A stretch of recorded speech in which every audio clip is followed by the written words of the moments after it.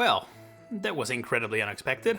After more than a year of talk about a genealogy of the Holy War remake, a brand new Fire Emblem has just been announced and, well, let's just say we won't be getting rid of Free House's discourse anytime soon. This is looking an awfully lot like a sequel or a prequel. Well, I think I found the answer by watching the trailer like 500 times, so you don't have to. Let's take a closer look. And honestly, the first relevant piece of information is shown before the trailer even starts. The fact Fire Emblem has the final direct slot in such a packed direct shows how much the series has grown in profile and especially how much faith Intelligent Systems has in this game. It also reveals the game is coming to Switch 2 at the very least, and based on how the game looks, I would be a little surprised if it were to come to Switch 1 as well, but that can't currently be ruled out. Anyway, the trailer starts with a shot of a large city with a clear Mediterranean influence. It appears to take inspiration from the ancient Carthage, an old city in North Africa. Fire Emblem's equivalent seems to be located on an island, with what appears to be bridges connecting it to the supposed mainland, although the sheer number of them does leave me curious whether they don't actually hold a deeper meaning. Down here we can see the Colosseum the trailer then continues in, which actually reminded me of Awakening at first and had me thinking that this was somehow related to that game. Also notice this tower looming over the arena with the light at the top. It could simply be a lighthouse, but I wouldn't be surprised if it's something much more important than that. It appears prominently in several scenes. We then see the battlefield, which is clearly set up for some sort of gladiator fight, showing that unlike literally every prior Fire Emblem game, this title takes a lot of influence from ancient Greece and the Roman times rather than medieval fantasy. Based on modern history, that would put this game before Free Houses in the timeline, but of course we can't take that at face value. For all we know, this is simply somewhere in or near Almyra. Wherever it is though, these red banners seem to indicate that the main color of the ruling governance is red, however, which of course immediately draws up ideas of the Adrestian Empire. For what it's worth, the Adrestian Empire's design in Free Houses is based on Roman cities as well, so it is possible that this is meant to be Edelgard's home, just earlier or later in the timeline. Next we get our first two characters, presumably two royals or nobles, a red-haired man and blue-haired woman. It's basically the dead giveaway that this is a Fire Emblem game. The woman especially looks like she may be of high standing, possibly a queen or whatever this region goes for, which could then potentially mean the red-haired man is her liege. It would make sense, especially if she has another green-haired liege on standby, just saying. Next, a central figure enters the podium, a man who's clearly some sort of Nabatean or other dragon. Pointy ears, green hair, it's not hard to miss. This man is revealed by the Japanese website to be the Divine Sovereign of the Heroic Games, the tournament that's about to take place, and as such appears to be the Rhea of this game, for lack of a better word. He gives what appears to be the opening speech for the battle, which immediately reminds me of how Rhea does the same for the Battle of Eel and Lion before we see shots of the game's main characters. Before we zoom in on them, however, I want to mention the final spoken word of dialogue of the trailer that reveals the purpose of the Heroic Games. Whoever wins will have their wishes granted by the Divine Sovereign. Whether that is meant to be literal, as in the Divine Sovereign has the power to grant wishes, or is more meant to be taken as you win eternal glory and a ton of prize money, is impossible to say, but it does explain why even people of very high standing would seek to participate. Alright, let's get into what I'm gonna carefully call our lords, although this first one may actually be more than that. This is Kai, described on the website as a young boy from the countryside who joins the tournament to help his father. He fights with a lance and is good at taming animals.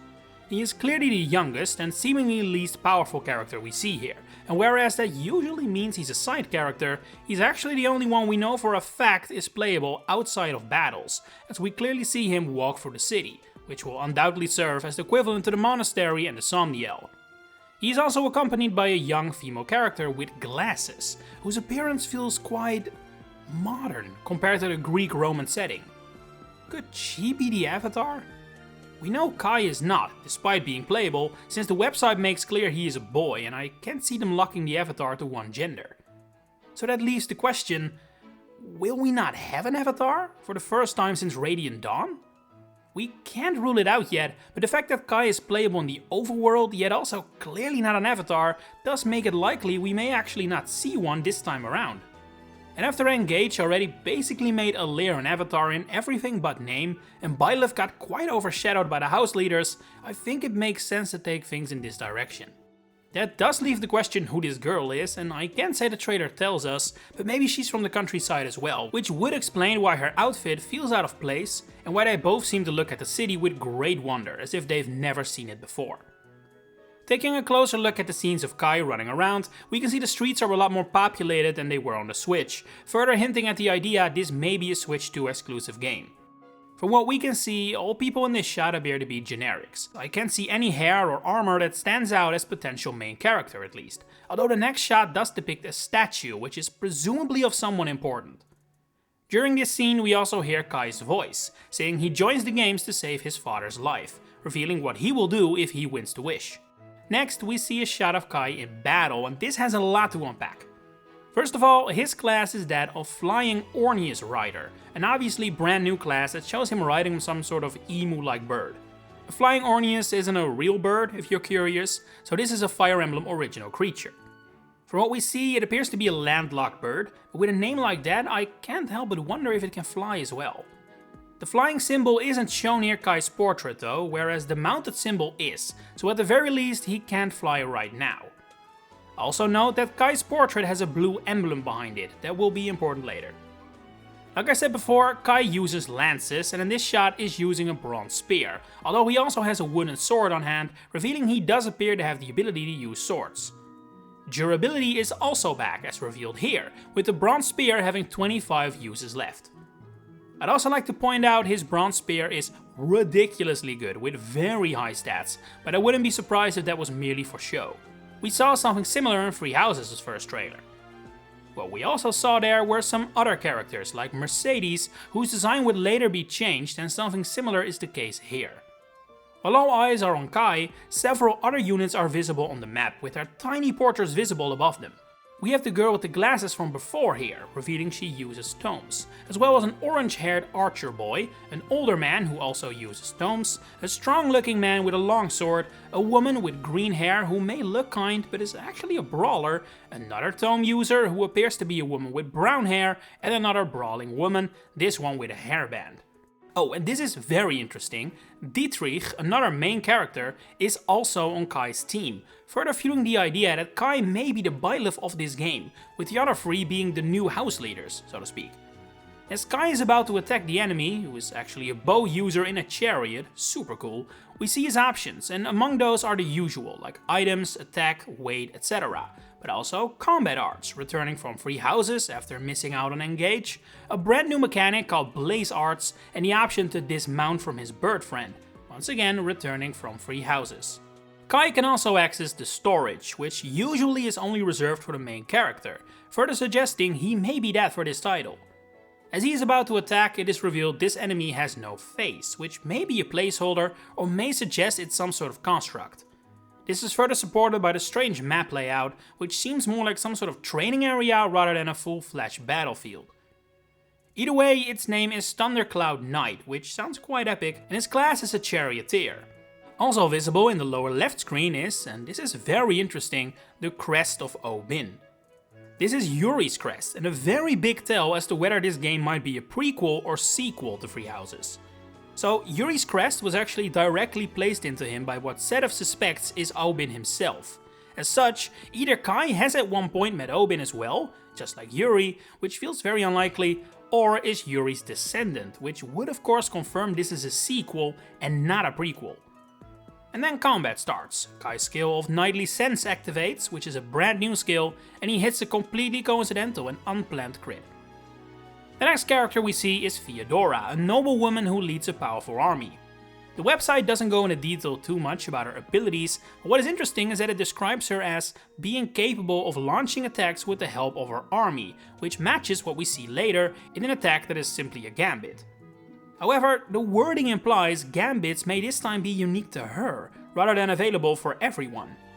In her first shot, she slices through some sort of armor like it's nothing, immediately setting the tone of her as a powerful character, way above what we see of Kai for example. When we next see her in battle, it is revealed she is equipped with Mahadu's spear, which is of course a new, presumably personal weapon. She also has access to the gambit Disturbing Strike, which strikes several foes, all masked by the way, at the same time and immobilizes them.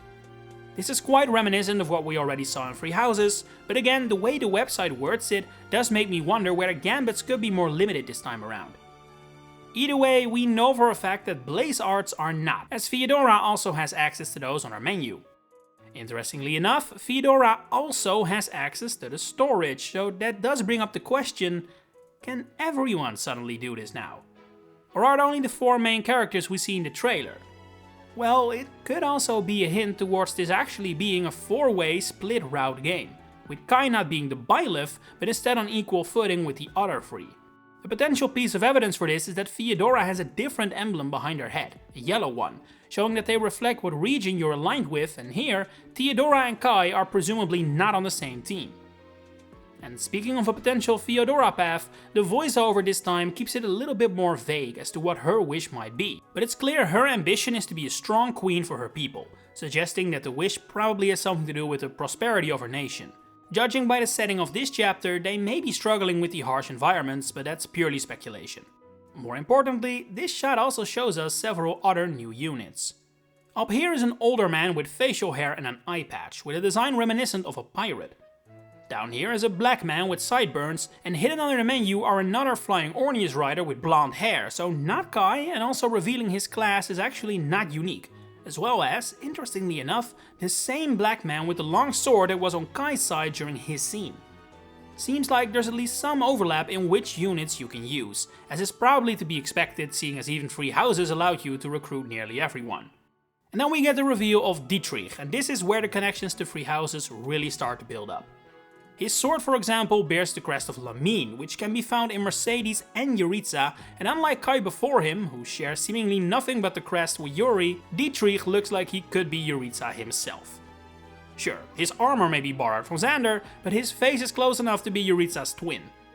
His general appearance screams villain, I must say, and the shot here also makes him look like he's threatening some random salesman, but I wouldn't be surprised if there's more than meets the eye. It is worth pointing out though that this scene appears to take place on a boat, as the sea can be seen from another angle in the background. As such, it seems like Dietrich is not from wherever the game is set, let's call it Elmira for convenience sake, but may instead be from Fotland. It would also explain why his design feels the most western out of all of them, and would actually mirror Xander even further, seeing as he's supposed to be Fate's European looking lord, whereas Ryoma is the Japanese lord. Anyway, next it's time for his in-battle shot, which reveals, to my surprise, that Dietrich isn't a lord, but instead a Myrmidon, although this could of course be the result of a class change. That said, the website only calls him a swordsman, so it appears he truly is not royalty or anything. The website also says he speaks in a detached way, but with aggressive words, and that he can teleport during battles to ignore obstacles, which we see firsthand in this scene. This is in fact Dietrich's blaze art, which apparently comes with several moves, called Moving Shadow, which he can use to warp free spaces and then attack, but also Stifling Shadow and Umbra Calamity, but how those work is not shown. What is noteworthy though is that Umbra Calamity cannot be used in this situation, despite Dietrich being able to pay the HP cost no problem, so whatever it does, it must be more situational.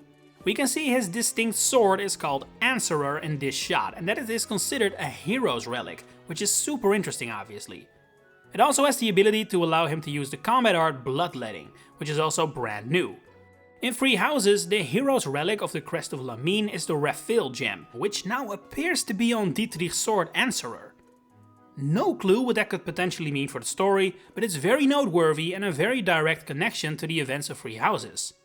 In Dietrich's inventory, we can also see a brand new weapon known as Flissa, which appears to do effective damage on armored units. This is actually a real-life sword from Algeria, further hinting this game will take a lot more from not just Mediterranean Europe, but also the north of Africa, if that wasn't clear already.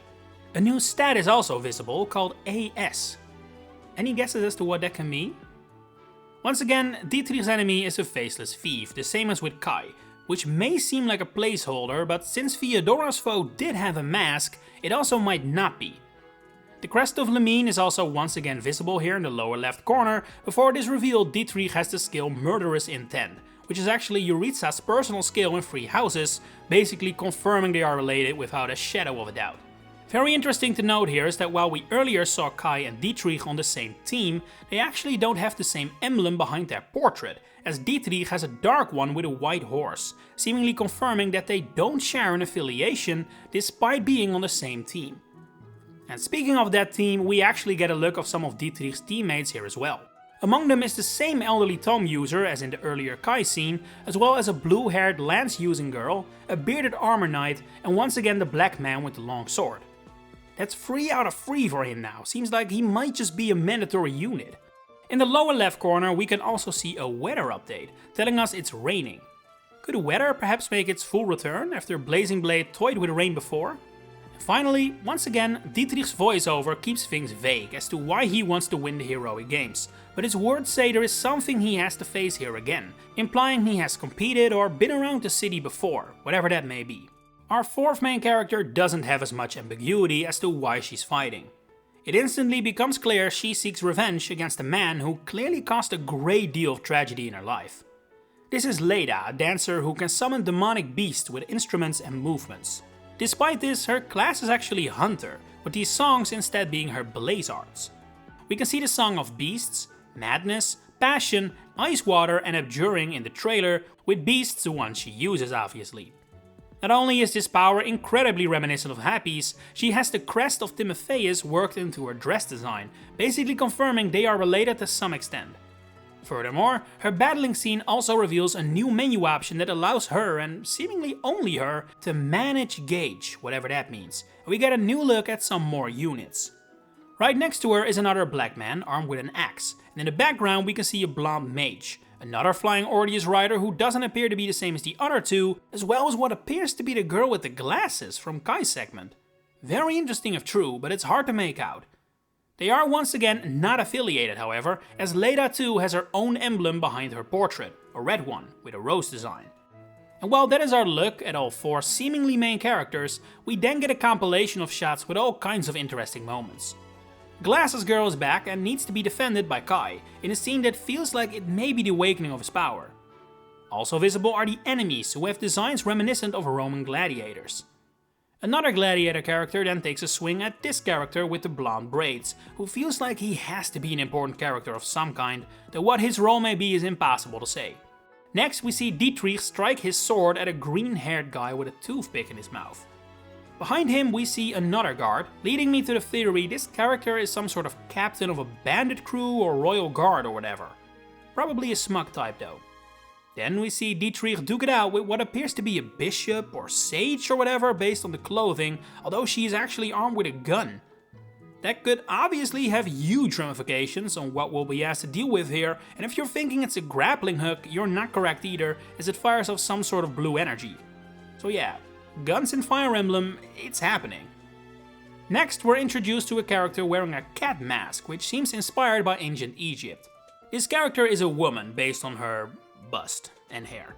Then we see Leda duke it out with a black man with red body paint and white hair. She's clearly pissed, so could this be the character she is seeking revenge on? If so, he blocks her attack with a relative ease, so she has some training to do. And then a very interesting but nearly impossible to play shot of a golden throne room. Whose back this is, I have no clue, but the person on the throne appears to be the Divine Sovereign based on his armor. After Theodora has unleashed a barrage of arrows, the screen fades to black and we get a shot of Kai seemingly getting arrested, Dietrich showing us Answerer again, and a very interesting shot of Leda. You see, Leda appears frequently in the trailer, obviously, but in every shot she's wearing a different outfit. Could that be a bigger focus this time around? Next we see Theodora getting carried around by servants through the city, showing that she is very much on top as far as stories go, a big contrast to the other 3. And that makes very clear how this game appears to differ from 3 houses. Whereas Edogar, Dimitri and Claude are all in the same school and similar situations, these 4 appear to live completely different lives, and I would be very surprised if they even knew each other before the game began. Something will surely cause them to cross paths, presumably the heroic games, but assuming these 4 are our lords, we have never seen such a difference in standing between main characters in the series before. And then we get of course the title reveal, Fortune's Weave, once again seemingly confirming the game is going for another split path structure, as well as sneakily getting the word 4 in there, possibly hinting at one more route than 3 houses had on paper. Until we suddenly hear Cassandra Lee Morris, i.e. Sophis. Her dialogue seems to clearly indicate it's been a while since we've last seen her, again implying the game comes after Three Houses and is a sequel, assuming this isn't a fourth wall break. I mean, technically the entire idea of Sophis existing also requires Three Houses to have happened already, and perhaps to further drive that point home, the Sophis we see here has visibly aged.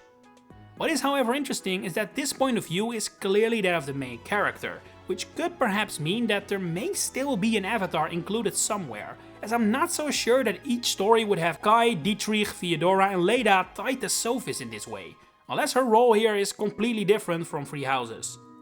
The dialogue here is baffling, honestly, as it almost sounds like she's speaking to an old friend, so I genuinely wouldn't be surprised if this was meant as fourth wall breaking and that this will not appear verbatim in the final game.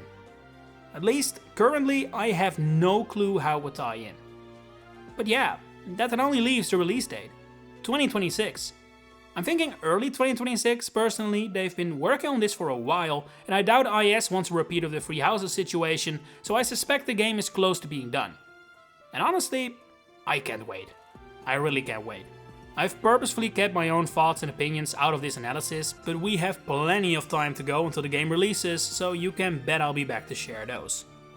But until then, please let me know your thoughts or any details I may have missed. Share them in the comments below.